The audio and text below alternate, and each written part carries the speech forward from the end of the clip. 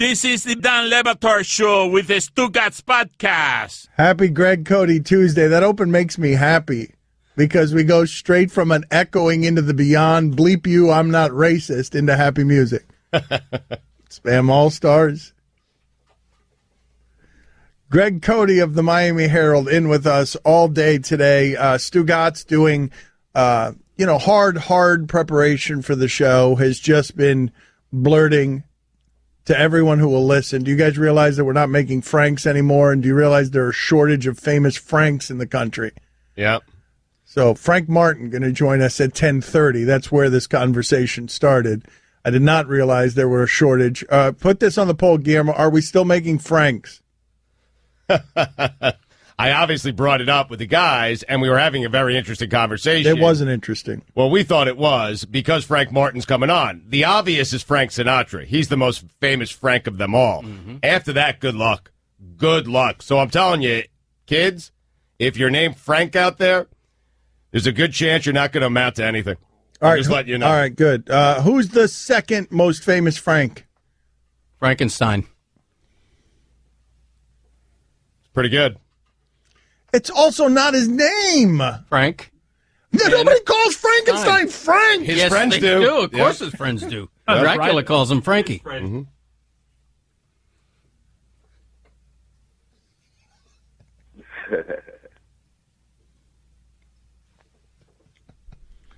Who's the second most famous Frank? Oh, I thought for sure you were just going to blurt Frank and Beans there because that was... Well, I was thinking of Frank Furter. The hot dog? Mm-hmm. Yeah, I was thinking Frank Thomas. Okay. The Big Hurt. I would say Frank Zappa probably. Oh, the second Zappa's a good one. Frank That's a Zappa. good one. Yeah, but after that, good luck. Oh, All right, seriously, good luck. Yeah, Zappa. This has been, let's go ahead and chronicle what's been happening around here for the last couple of weeks, because Stugotz just noticed it, and careful, astute listeners to the show. The show has been dying on Cody's lap the last 2 weeks, and you just saw Stugotz try and pull the show out of the ocean right there, because we're staring at Cody, and he's Frank just Ocean. thinking of his...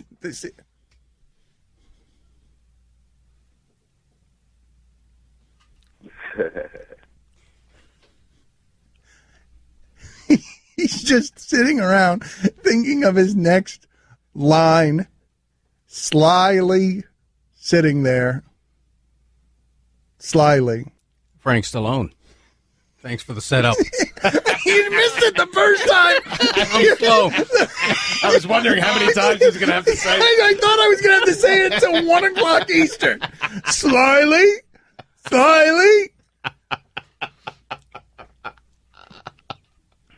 What do you think of when you think of Bill Self? If we're playing word association, Bill Self. All right, Mike Ryan goes fake head of hair. What do you go, Stugotz? Overrated coach. I think a lot of people probably do that. And this one's funny to me, and maybe you guys can explain this to me. Because Frank Martin, who's going to be on with us in 25 minutes, right now he's basically reinvented his entire legacy. It almost doesn't matter what he does from here by virtue of getting to the Final Four with a team that hadn't won a tournament game since 1973 and getting to the Elite Eight with 2 nowhere programs. But to me, this is funny, the idea of expectations, because Bill Self in Elite Eight games is 2-7. And that's the reason a lot of people have the opinion that Stugotz has. But twice he's arrived at the Final Four. Once he's won the championship. I'm unclear on why the Final Four is the destination that's success when we don't celebrate 4th place in anything in this country. Why the Final Four is the destination that if Bill Self had gotten to the Final Four several times, we wouldn't be paying attention to the idea that he's gotten to the Elite Eight 9 times. Right. 9 times. Like, that's hard. You got to win 4 games, and then the next game is the one that's the measurement, but it's just possibly 4th place. That Final Four, that this sport treats 4th place as if it's the championship. If you get to Final Fours, people are willing to tolerate the randomness. But if the randomness hits you before the Final Four, you're overrated. Can't happen. You got to get to the Final Four. That's how coaches are defined in that sport, by getting to the Final Four. But what I'm saying is it's silly. Why not the Final Two? Why? I mean, we made fun of the Patriots for years. But the Bills. What are the Bills? Right. The Bills get to the final two all the time. What are the Buffalo Bills? A national laughingstock. They are. Like, what are we doing there? Why is the final four the measurement? Why is the final two not the measurement? Why is the final eight not the measurement? Why is it the final four? Just the way it is, man. Okay, very good. It is. It's just the way it is. All right, excellent conversation. Yep. Very good. But I will say I this. can't move off of that. If you get to the Final Four with a team not expected to be there, your resume is made for life. And we saw that with Jim Larrañaga, the current Miami Hurricanes coach. He took George Mason to the Final Four in 2006. Reputation made. No matter what he does from here on in, he's the guy who took George Mason I know, to but the Final expectations are funny that way Well, no, because but- Frank Martin is celebrating for doing it with Kansas State, Right. for getting to the Elite Eight with Kansas State, and Kansas, the standard is so much higher. The expectations are so much higher that when you go 2-7 in Elite Eight games, it doesn't matter that 9 times you've made it to the Elite Eight. No, it doesn't matter. You got to make it to the Final Four. It's not fair, and expectations are everything. Tom Crean was at Indiana for 4 years, won the Big Ten twice, and went to the Sweet 16 twice, and that's not enough at that school. Stugotz, do you realize how stupid it is, the idea that Elite Eight is a failure, but Final Four is a success? It's one more bleeping game in a tournament of randomness. It'd be nice if he won it once in a while. Okay, but he did. Twice. He won the failed. championship. He did win the entire championship once. Right. Chalmers won it for him. Oh, okay, very good.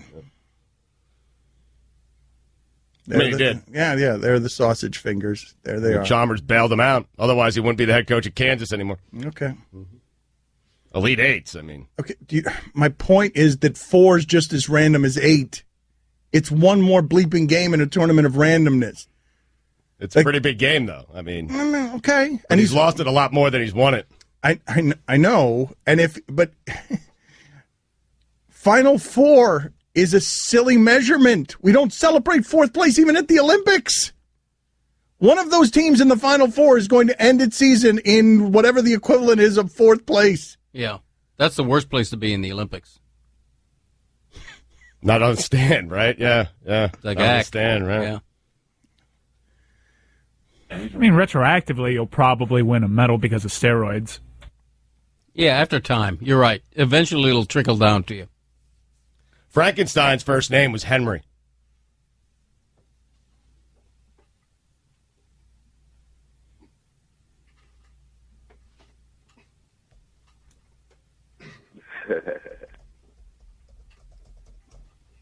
Who's the second most famous Frank? If you're allowing last names and Frank. Why would I be allowing last names? Lawrence. Frank. Don't Francisco count? Are we still making Franks? Where's Frank on the baby chart? Oh, got to be nowhere. Former President Frank Delano Roosevelt. Does that count? Mm-hmm. Is Frank short for Franklin? Francisco? What is Frank short? Franklin? Frank Lopez? Oh yeah, Frank Lopez. Yeah. From Scarface? Yeah, Robert Loggia. Yeah. I gave you Elvira.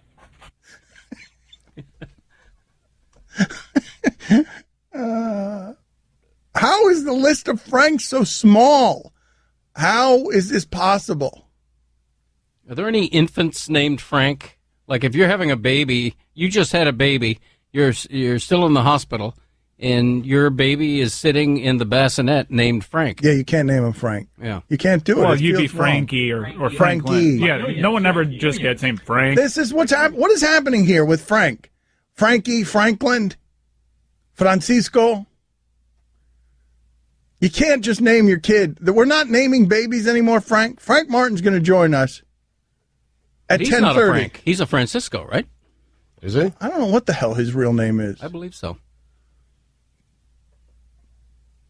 But there's nothing sadder than the old Frankie. At some point, you got to outgrow Frankie, drop the IE, and just become Frank, right? In 2017, Frank was the number 460th name for baby names, dropping 21 spots from 2016. Well, that's not that low, though. Like, where's Adolf? Oh, my God. Adolf's going to be at the very end of whatever the list is for male baby names, right? I would hope so. No, but I would think that Adolf's got to be last, right? I got number 12,150. Wow. Okay, so 400. We're still mass producing Franks as far as I can tell. Yeah. If Frank is 400, I bet Frank's more popular than Greg. There are no Gregs Nah, anymore. I think Greg is more popular. No, I don't think so. So there are a lot of Franks out there. They're just not amounting to anything. Don Le Batard. Where do I want to live? San Francisco or Buffalo? And that's a factor, too. Nothing against Buffalo. What do you mean nothing against Buffalo? Of course, something against Buffalo. Totally something it was totally against Buffalo. Well, it was pro San Francisco, which is one of the great cities in the world, in my opinion. Stugotz. Love the city, though. I do, too. No, I don't love the Oh, you city. don't? No. Oh, I do. I adore it.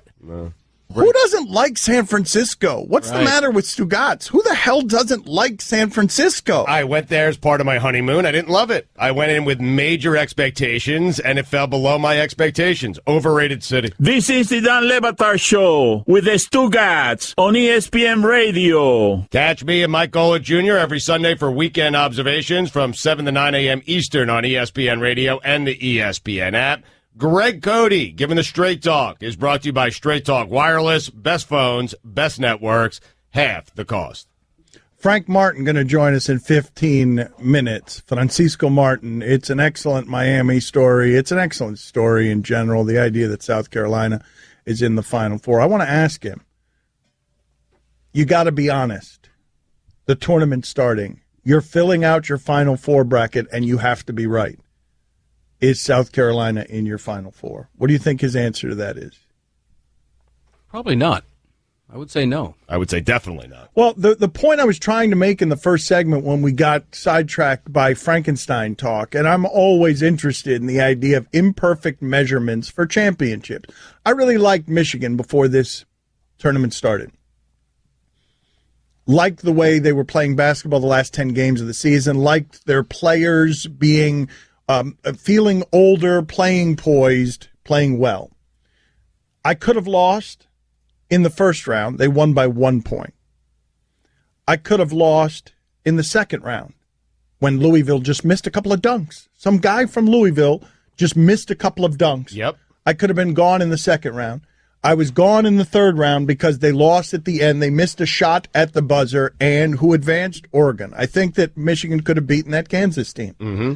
I will never know. And the measurement system is so, it's one shot. It's not about who is actually the best team. So that's the point I was making when I'm throwing Duke and Kansas into this random machine. Right. This random machine of one-game samples where one half can get your season ended. The measurement is so imperfect that to call Bill Self overrated because he's gotten to the Elite Eight 9 times, and 7 times the randomness has gotten him. Sure. But the best talent goes there. So, Coach K and Tom Izzo and Roy Williams, those guys are making a lot of Final Fours, certainly more than Bill Self, right? But why? Because they have that talent. But, it's a horrible measurement for no, a national but team. my It's point terrible. is when you say making more Final Fours, and then they are getting caught in the randomness of the Final Four.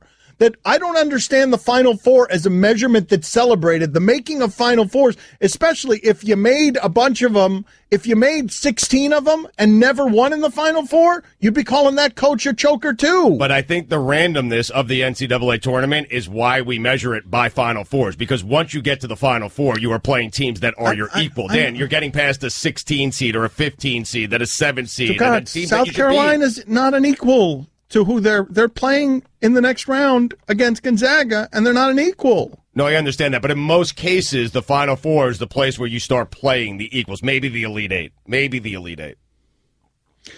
Kentucky just lost. I don't hold it against Calipari. Neither do I. He's got nothing but pros. He's running a professional program. He just lost in the Elite Eight. I'm not holding that against Calipari. Neither am I. But he didn't make the Final Four, and the Final Four is the random measurement. But he's had a nice run recently, so with a national championship. Oh, okay. I mean, Bill Self's national championship was a long time I know, ago. but Stugotz, all this stuff is so silly. We were just talking during the local hour. The reason that the Cleveland Cavaliers are not doubted and not viewed as vulnerable, even though they're having a doubted and vulnerable season, is because of the absurdity of everyone now trusts LeBron James. He'll figure it out in the playoffs. Because he's always making it to the finals, which is really hard to do. Nobody makes it to consecutive finals the way LeBron James does in the history of the sport. Almost, outside of, our Bucks, Celtics. Right. Always in the finals. Think about what we do with LeBron James. I'm going to say it again. The reason you think Cleveland is not vulnerable in the East, even though they've shown vulnerability over the last 6 weeks, is because they have that guy who you've only been questioning for a decade. And so when Bill Self wins the next one, if he wins the next one, then you will not admit, you know what, I was wrong about Bill Self being overrated. What you'll do is you'll just move and create the next Bill Self. Probably, yeah. You'll make it Sean Miller. You'll keep moving so that it's always a moving target. You'll be slippery, and you'll make it Romo, you'll make it Carmelo Anthony. You keep weaving in and out of this, so you'll always find the guy who's overrated, because we need to have the guy who's overrated. If Bill Self wins another one, I'll say he's one of the great coaches of all time. And that's just the way it is. We do that throughout sports, though, right? I mean, in golf, there always has to be the best player who's never won a major. When that guy finally wins a major, somebody else steps up in line. Stupid analysis.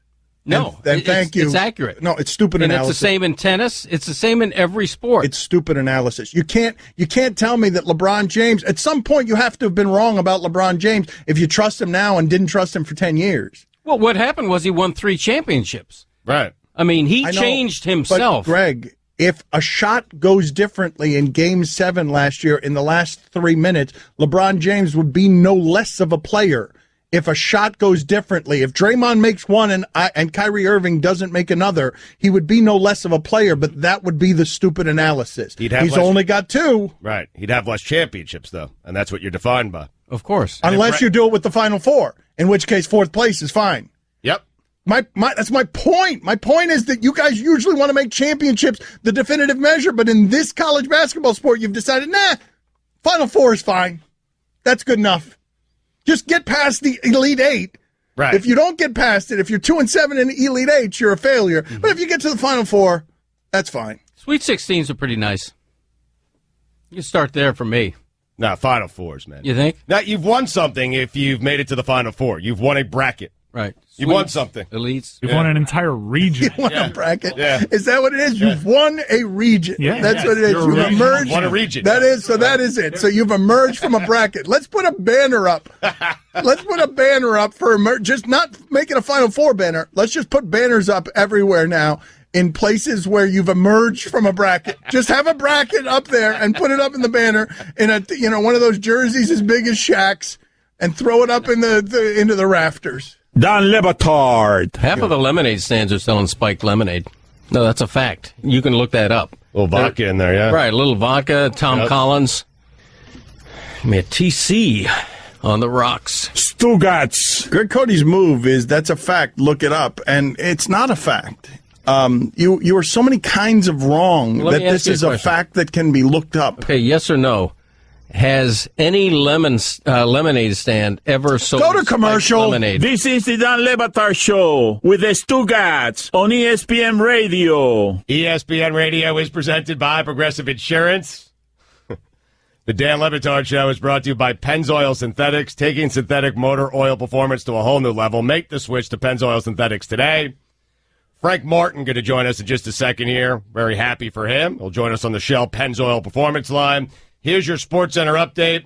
The NFL owners have approved the Oakland Raiders move to Las Vegas, voting 31-1 in favor of the move. Miami Dolphins owner Stephen Ross was the lone owner to vote in opposition to the move.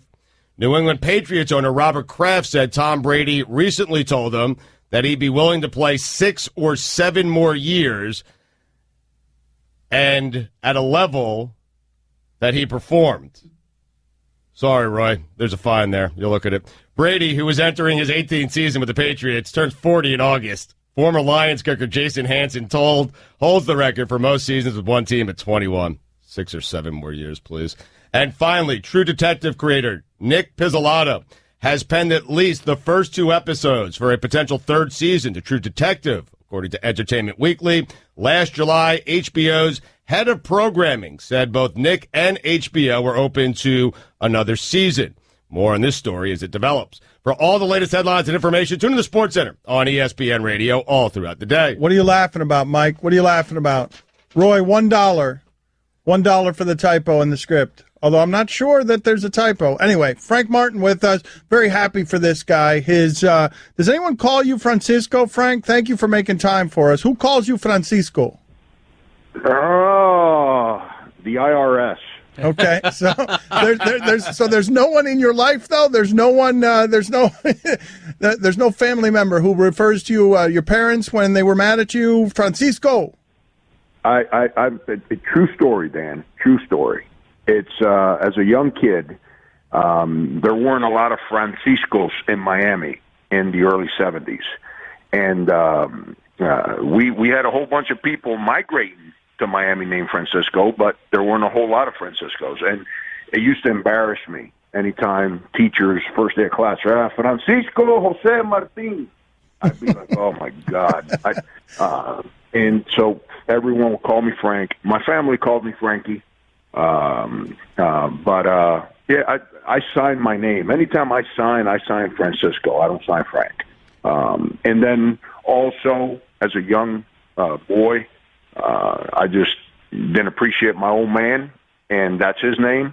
So I kind of ventured away from that because I didn't want to be kind of known the way he was known. Well, tell us that story. Tell the people who don't know your story. What is your story is not surprising to Miami, but people nationally might not know your story. So tell us the condensed version. Oh man, just unbelievable. My grandmother, Castro takes over in '59, and sometime in 1960, my grandfather put his wife, my grandmother, and my mother, and sent them to New Jersey through Miami. My grandmother had a sister who lived in Kearney. She married a cook from Kearney, New Jersey, and she was living up there, so they ended up there. They spent, about a week in a refugio down there in downtown Miami. So under a bridge. Under a bridge. There you go. In an area with fences and caged Libertad. Yep, there you go. And then my mother's brother, my uncle, he was at the age where Castro wanted him in the Cuban army. So my grandfather, who was a banker in Cuba at the Trust Bank, wouldn't couldn't get him out. So he had to trick the system and take a business trip to Venezuela to the trust company there, and took his son with him. And from there, he snuck him into the country, and so he can join my grandmother and obviously his sister. And long story short, he dies of a heart attack in Venezuela. So my grandmother had to raise my mother and my uncle with her sister pretty much on her own without speaking English. And to the day, she used to build the furniture in our house. Unbelievable woman. Dan, people talk about my stare and all that. That's all my grandmother. As a kid, when she looked at you, you knew she meant business, and that's where all that passion and the discipline and it's all my grandmother. That's where it comes from. Well, but then, long story short, my mom, my uncle, she becomes a legal secretary. We didn't have money, but we had so much love in our house that we had no idea we didn't have money as kids, and we were happy, and that's why I'm so proud for this country. Because of this country and my family's values and my neighborhood's values, that's why I'm here today. Cody, Frank Martin, I tell you, Frank Martin, look at his face, the way that he acts. Softy or not a softy? I would say not a softy. What would you guess, Stugotz? Not a softy. Frankie, tell them all the ways that you're a softy. Like what a pushover you are at home.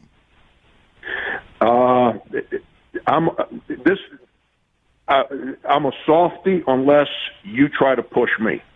If you push me, I'm not backing up. But if you don't push me, then I'm a softy can get. And that's, people believe in you, don't push you. They pull you. They try to drag you to them. And if you ever pull me, that means you're trying to help me. I melt. I'm the softest human being you'd ever meet. Well, but I want to get into your romantic side, because how many times did your wife? Yeah. First of all, you've told us before that the only reason you yell on the court is because you can't yell at home because everything is run at home and you're just it's the only place you're in control. But beyond that, how many times did your wife reject you before you finally got in there? 7. And I'm telling you, and the only reason I kept coming is because it was never a definitive no. So I said this yesterday. I felt like Jim Carrey in Dumb and Dumber. So you mean there's a chance? And so I asked one more time. Now, I did tell myself, I'm going to ask one more. And if she says no or she cancels, I'm done. And she didn't. And rest is history. Well, what happened, though? Was she just not that interested, or what was happening? Or was she playing hard to get? She had a profession. What I found out after the fact also is she was coming out of a long relationship, and she kind of just wasn't ready to go out on any kind of dates. I didn't have a penny back then. I said this yesterday. I left a $32,000 a year teaching job, which, by the way, it's the teachers. It's the most disrespected profession in the country. They're not compensated, and no one respects them, and that has to change. But I left $32,000 a year being a school teacher to take a job in Boston making $28,000 a year. And so I had no money. And she says that she used to, because we both worked at the university at Northeastern. She said, I used to see you, and you always had wrinkled clothes on. And I'm like, Jesus, way to help my self-esteem there. But now those suits are so tight, though. Yes, they those are. Suits, and expensive. Those suits, man. Those suits now, though, Frank. All her. I'd still be wearing a pair of Levi jeans and a Tommy Bahama shirt if I could. But that's all her. She makes sure that I dress up the right way. All right, so you're a softie, Frank, but there's no way you were soft as a bouncer, and you were once a bouncer. I want your best bouncer story. Oh, which club? Which club did you bounce at in Miami? Oh, boy. Here's the thing. And before I answer your question, I got to ask a question, because growing up down there, I know everything about you three guys, and because of it started with Neil and the Hammer, and it keeps going. How did you guys sucker Greg Cody, who's one of the most respected journalists I've ever read, to be a part of your guys' bowl? Right. Frank, I ask myself that all the time, especially on Tuesdays. And newspapers are dying, Frank. Yeah, there's that. That too. There's that. A man needs a second income. Yeah. All over the place. I did one. I can't remember. I did one club on South Beach a couple times, and that was just different animal. I didn't enjoy that. I do more of the bars, Calico Jack, CJ's. I guess I did do a club, Stefano's on Key Biscayne. That was the last one I did. I did some private stuff. I'm trying to remember, bars down there in Van Dome, I think it was. Those clubs on South Beach, they come and go so fast. I'm pretty sure that was the name of it. That wasn't fun, because and here's the most overrated part of bouncing. Everyone thinks that bouncing, you bring aggression, and some guys do. If you bring aggression to a difficult moment, it's only getting worse. If you want to do your job as a bouncer, you're trying to diffuse things. You better bring a mentality of getting things to settle down, because at 3:30, 4 in the morning, when everyone's kind of juiced up, it's not a fun moment. And there's some ugly moments. But to go back to your deal, the craziest moment, I was at Calico Jack's quarter beer night.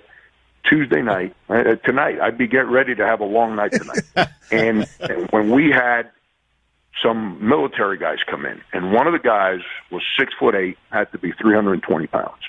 And as soon as they walked in, I said, oh my God, I hope this dude doesn't have a bad night. And just like we thought, they're over there killing them quarter beers issue, and that dude hit me so hard. I think my head still hurts from getting hit so hard by that guy. Wasn't that about when you decided to get into coaching? Like, I gotta get out of this. That very moment was the moment he decided, I'm going to go teach kids, not fight military people. Yeah, it's not fun. But you know what? You learn a lot. You really do. I'm just telling you, you learn a lot. And heck, you know what? I was still socializing and get paid to socialize. It's better than spending all my money when I didn't make any. But teaching was what it's all about for me. I was teaching during the day and doing that at night. And it was fun. It was fun. It's teaching. That's my baby. I love teachers. I love teaching. I think it's a part of society that's completely slipped right now. Frank, we're very happy for you. Just last thing before we get you out of here. The last time Frank Martin cried in a movie where he was like, man, I shouldn't be crying right now, but I'm a blubbering fool. Give me the last time that happened. Man, I can't believe I got emotional there. Oh, boy. I'll tell you the one that gets me all the time, and it's going to be cheesy, but it's Rudy. I don't care how many times I see that, because it feels like me, a guy that wasn't very good as an athlete, and to chase his dream as hard as he has, and the day he gets that moment, that just, and it's a true story. It's not fictional, so I relate to truth. Fiction has never been a big thing for me. So, and that's why the other night, especially after the Duke game, that's why I ended up in that place, because it's I'm so lucky that I'm living the life I live right now, and that I'm all my dreams have become reality. So we're totally out of time here, Frank. Forgive me, because we're totally out of time. Yes or no? Only yes or no. You have to be right. You're playing a game show before the season. You're filling out your bracket before the season or before this tournament started. Do you have your team in the Final Four? You have to be right with your bracket. Yes or no? Yes. Oh. Wow. Frank. I don't believe you, Frank. Frank! You guys weren't in my locker room, man. This special group of guys. I knew that when the season started. All right. Love you, buddy. Congratulations. Hug your dad. Yes, sir. Dan Le Batard. Can I ask you a question, Cody? I don't know why I start sentences that way when I'm just going to ask you the question no matter what you say. Stugotz. What if I said no? This is the Dan Le Batard Show with the Stugotz on ESPN Radio. Guest on the Dan Le Batard Show, appear via the Shell Pennzoil Performance Line. Get in touch with the show anytime to the 1-800-Flowers Twitter feed, at Le Batard Show, at Stugotz790, at Greg Cody. With 1-800-Flowers.com, you don't have to make the Final Four to be a hero at home. Just order a dozen multicolored roses plus an extra bouquet in a vase for just $29.99. Go to 1-800-Flowers.com/ESPN. Greg Cody of the Miami Herald in with us, distinguished journalist. According to Frank Martin, he wrote a column about Colin Kaepernick feeding at this same trough that everyone has been feeding at. I'm hoping with new opinions and fresh opinions. We'll get to that in a second. Eating at the same trough. Cody has the habit sometimes of coming in here on Tuesday because he doesn't listen to sports radio or pay attention to the news cycle. Right. Of wanting to talk about the thing that we discussed last Wednesday. Yeah. Right. So we'll get to that Cody column in a second. But people really like Frank Martin. They really like that interview, and they really like him. And likability is such an elusive quality. Usually the guy who behaves that way, what's happening there that people like that guy? Because usually that guy doesn't get to be liked, where he's throwing in an aside on how to cure society's ills. I mean, he's saying popular things. Teachers are underrated, but where he's having opinions and stuff in the middle of what he's doing that are strong opinions, usually that's not the guy you guys like.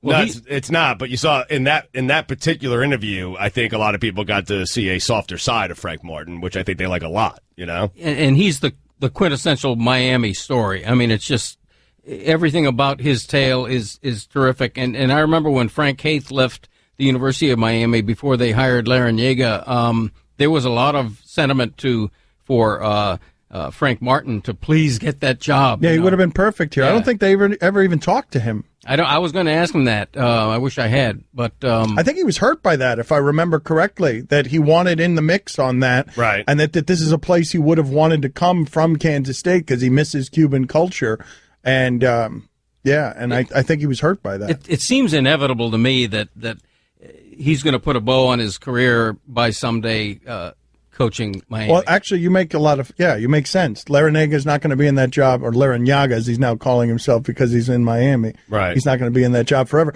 But also, he's got, the last time he was here, there was, the Miami High state championship controversy. There was the accusations that he was recruiting people. It kind of depends, though, on what he builds South Carolina into, right? Well, I think everything from here is gravy. Well, I guess what I'm saying, if he builds South Carolina into a national powerhouse, do you think when the UM job becomes available that he's just automatically going to leave there and come back to Miami? I don't know. It's Dan, Stu, and Greg Cody on ESPN Radio. Daddy, Where do babies come from? Honey? Mommy went to the store. Oh, well, you see, there's a mommy and a daddy, right? Right. And see, when they call Geico, they could save a bunch of money on car insurance. Oh, really? And that makes them happy? Yes, that makes them very happy. That's good. Yeah. Well, I'm glad we could have this talk, Sunshine. Geico, because saving 15% or more on car insurance is always a great answer.